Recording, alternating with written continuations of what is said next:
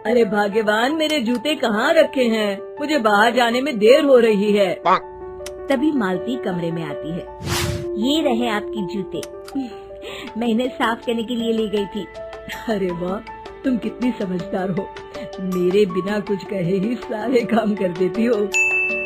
तभी मालती झिझकते हुए रमेश से कहती है, सुनिए जी, आपसे एक बात कहूँ, बुरा तो नहीं मानेंगे ना? अरे नहीं नहीं, बेफिक्र होकर कहो।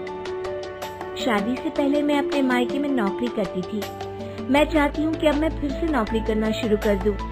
वैसे भी सारा दिन घर में बोर हो जाती हूँ। देखो मालती, तुम्हारे नौकरी करने से मुझे कोई ऐतराज नहीं है, लेकिन तुम्हें एक बात बता दूं, हमारे खानदान में आज तक कभी किसी औरत ने नौकरी नहीं की।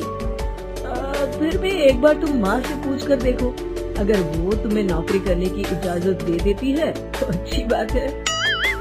रमेश वहाँ से चला जाता है। फिर उसी शाम मालती अपनी सास के पैर दबा रही होती है। तभी उसकी सास मालती से कहती है, अरे क्या बात है बहू, आज तू ठीक तरह से मेरे पैर नहीं दबा रही।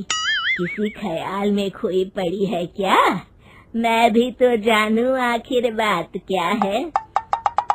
दरअसल वो माँ जी। अरे हाँ हाँ बोलो, इतना सोच क्यों रही हो? माँ जी, अगर आप बुरा न माने तो मैं नौकरी करना चाहती हूँ। घर के काम करने के बाद मेरे पास काफी वक्त बच जाता है। मालती की ये बात सुनकर उसकी सास गुस्से में कहती है, अरे बहू, तेरी तबीयत तो ठीक है ना? आज ये कैसी बहकी बातें कर रही है? भला हमारे खानदान में आज तक कभी किसी औरत ने नौकरी की है जो तू नौकरी करने की बात कर रही है, हैं? अरे बहू, तू क्या रिश्तेदारी में हमारी नाक कटाना चाहती है? जितना जल्दी हो सके अपने दिमाग से नौकरी का भूत उतार दे, और अब जा, जल्दी से रसोई में जा, खाना बनाने का वक्त हो रहा है। मालती मन मार कर खाना पकाने के लिए रसोई घर में चली जाती है। अगले दिन, नमस्ते माँ जी, कैसी हैं आप? अरे आओ आओ दिवाकर बेटा, बैठो, मैं तुम्हारे लिए चाय मंगाती हूँ। बहू, जरा एक कप चाय तो लेती आना। फिर दिवाकर एक फाइल खोलकर मालती की सास के सामने रख देता है। ये देखिए माँ जी, ये है पिछले महीने का हिसाब और ये रहे मुनाफे के रुपए। एक बार हिसाब देख लीजिए और इन कागजों पर अपने दस्तखत कर दीजिए। अरे दिवाकर बेटा, मैंने भला आज तक कभी तेरा हिसाब देखा है जो अब देखूंगी? ला बता, कहाँ दस्तखत करूं? तभी मालती चाय लेकर वहाँ आ जाती है और अपनी सास को बिना कागजातों को पढ़े इस तरह लापरवाही से दस्तखत करते हुए देखकर हैरान रह जाती है। अच्छा माँ जी, अब मैं चलता हूँ, फैक्ट्री में बहुत काम है। फिर दिवाकर वहाँ से चला जाता है। कुछ दिनों बाद मालती बाजार में कुछ सामान खरीद रही होती है।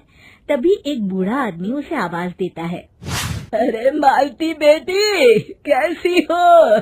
मुझे पहचाना? मैं तुम्हारी कंपनी में मुनीम का काम करता हूँ। हाँ चाचा जी, मैं आपको बिल्कुल पहचानती हूँ। कहिए, कैसे हैं आप? मैं तो ठीक हूँ। कंपनी में कुछ भी ठीक नहीं चल रहा, यहाँ तक कि हमें ठीक वक्त पर तनख्वाह भी नहीं मिलती।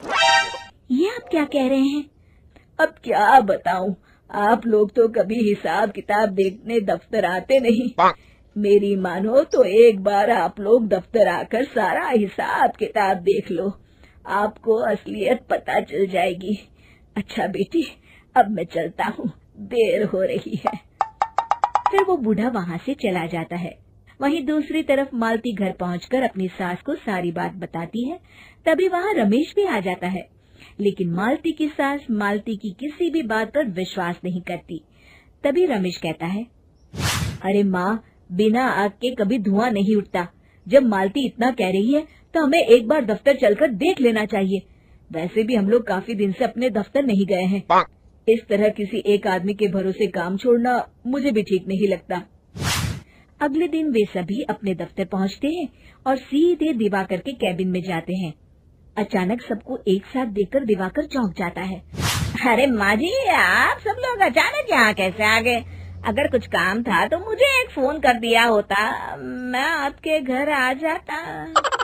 तभी मालती की सास कहती है, अरे दिवाकर बेटा, आज मैं हिसाब देखने दफ्तर आई हूँ, जरा मुझे पिछले 6 महीनों का हिसाब दिखाना तो बेटा।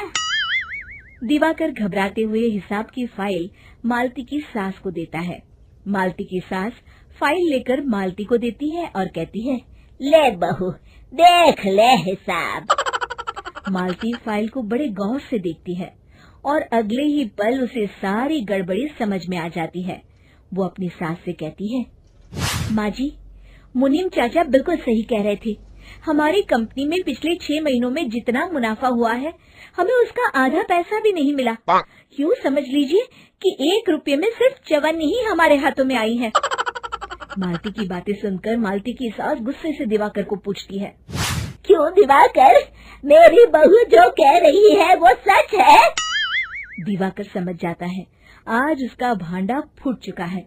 वो गिड़गिड़ाते हुए कहता है, मुझे माफ कर दीजिए माँ जी, मैं पैसों के लालच में अंधा हो गया था। अरे वाह दिवाकर, तू तो 1 नंबर का चोर निकला।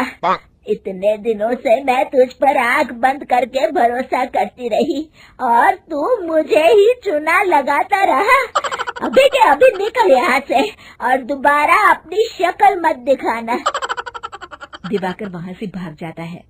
मालती की सास मालती को शाबाशी देते हुए कहती है, बहू, आज मैं समझ गई कि पढ़ाई लिखाई हमारी जिंदगी में कितनी जरूरी है। मैं बहुत किस्मत वाली हूँ जो मुझे तुझ जैसी बहू मिली है। शिक्षा, पढ़ाई लिखाई का इस्तेमाल सही जगह करके हम दुनिया में बहुत कुछ बदल सकते हैं।